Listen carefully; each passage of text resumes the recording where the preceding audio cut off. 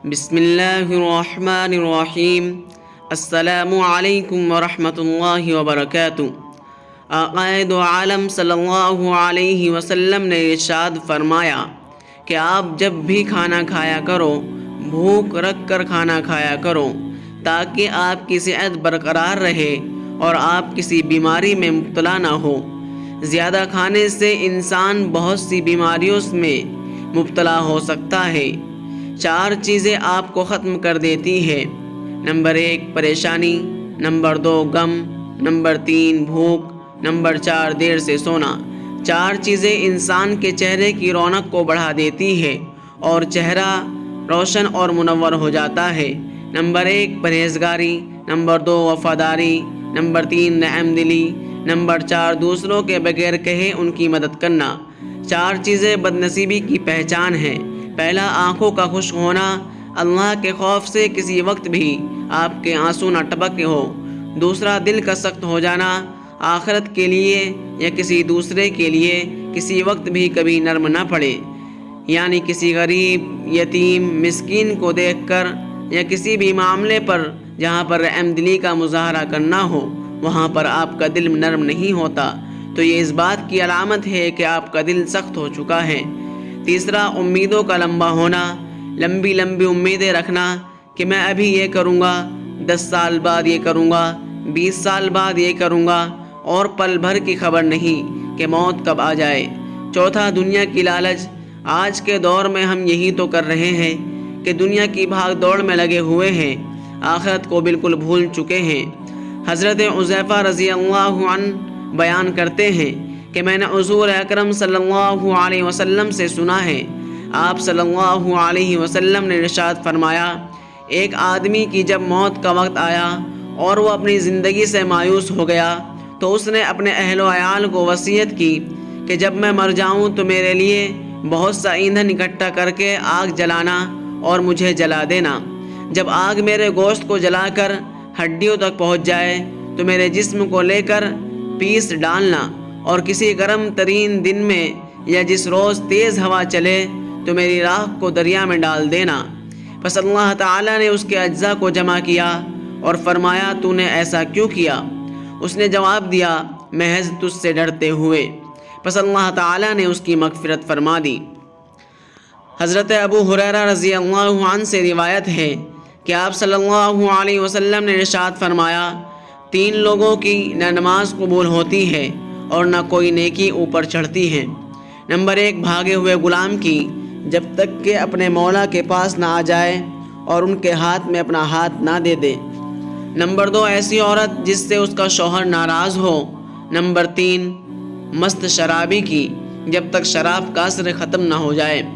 اس حدیث کے فائدے میں لکھتے ہیں کہ مرد عورت پر نگراں ہے اور عورت اس کے ماتحت ہے۔ خدا کے بعد عورت کے لیے شوہر ہی ہے۔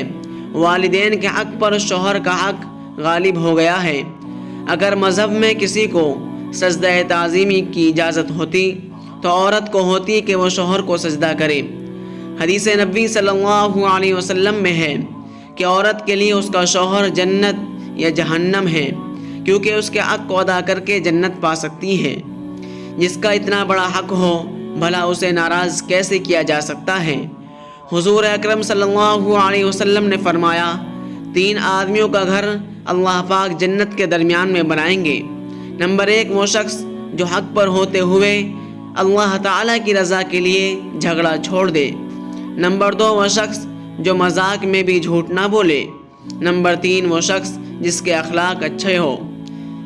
سیدنا ابو امامہ رضی اللہ عنہ فرماتے ہیں کہ رسول اللہ صلی اللہ علیہ وسلم نے ارشاد فرمایا کہ جنت کے اطراف میں ایک گھر کا ضامن ہوں اس شخص کے لیے جو حق پر ہونے کے باوجود جھگڑا چھوڑ دے، اور اس شخص کے لیے جو مذاق و مزاح میں بھی جھوٹ بولنا چھوڑ دے۔ جنت کے وسط میں ایک گھر کا ضامن ہوں اس شخص کے لیے جو اعلیٰ اخلاق کا مالک ہو۔ حکماء کہتے ہیں 4 چیزیں انسان کو پریشان اور بیمار کرتی ہیں۔ نمبر 1 زیادہ باتیں کرنا، نمبر 2 زیادہ سونا، نمبر 3 زیادہ کھانا، نمبر 4 زیادہ لوگوں سے میل جول کرنا۔ 4 چیزوں سے رزق کی فراوانی رک جاتی ہے۔ نمبر 1 صبح فجر سے طلوع آفتاب تک سونا۔ نمبر 2 نماز نہ پڑھنا یا پابندی سے نہ پڑھنا۔ نمبر 3 سستی کرنا۔ نمبر 4 دھوکہ دینا۔ 4 چیزوں سے رزق بڑھتا ہے۔ راتوں کو اٹھ کر عبادت کرنا۔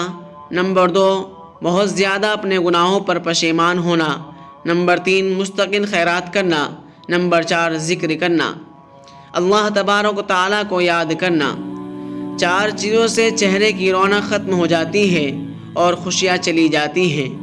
نمبر 1 جھوٹ بولنا۔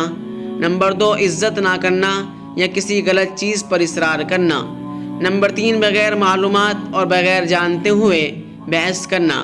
نمبر 4 کسی غلط چیز کو بے باکی سے کرنا۔ مہمان نوازی پر اللہ کے انعامات۔ مہمان نوازی انبیاء علیہ السلام کا شیوا ہے۔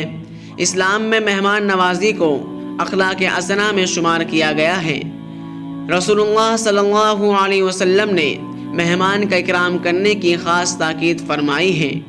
رسول اللہ صلی اللہ علیہ وسلم نے فرمایا، جو اللہ اور آخرت کے دن پر ایمان لاتا ہے اسے مہمان کی تکریم کرنی چاہیے اور اس کا حق ادا کرنا چاہیے۔ پوچھا گیا اس کا حق کیا ہے؟ فرمایا 1 دن اور 1 رات اور ضیافت 3 دن کے لیے ہے، اس کے بعد صدقہ و خیرات ہے۔ حدیث شریف کی روایت ہے کہ کسی مسلمان کے لیے جائز نہیں کہ وہ اپنے بھائی کے پاس اتنا زیادہ ٹھہرے یہاں تک کہ اسے گناہگار کر دے۔ صحابہ رضی اللہ عنہم نے پوچھا، یا رسول اللہ صلی اللہ علیہ وسلم اس کو گناہگار کیسے کرے گا؟ آپ نے فرمایا اس کے پاس ٹھہرا رہے اور اس کے پاس کوئی چیز نہ رہے جس کے ساتھ وہ اس کی مہمان نوازی کرے۔ جادو سے حفاظت کا بہت ہی مجرب نسخہ، روزانہ بلا ناگا یہ 8 اعمال کر لیجئے۔ اگر آپ پر کسی قسم کا جادو ہوگا تو ختم ہو جائے گا، اور اگر آپ پہ یہ عمل کرتے ہوں گے تو اس عمل کرنے کے بعد کوئی بھی آپ پر جادو نہیں کر پائے گا۔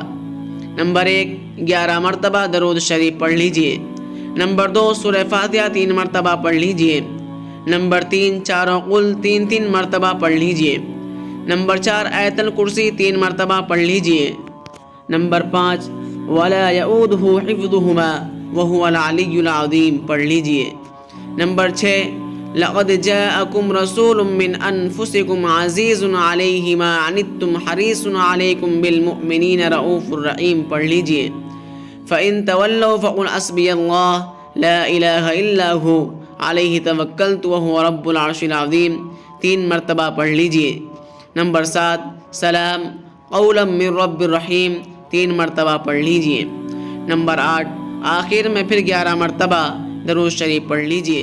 اپنے بدن پر اور اپنے بچوں کے بدن پر دم کیجئے، انشاءاللہ شفا۔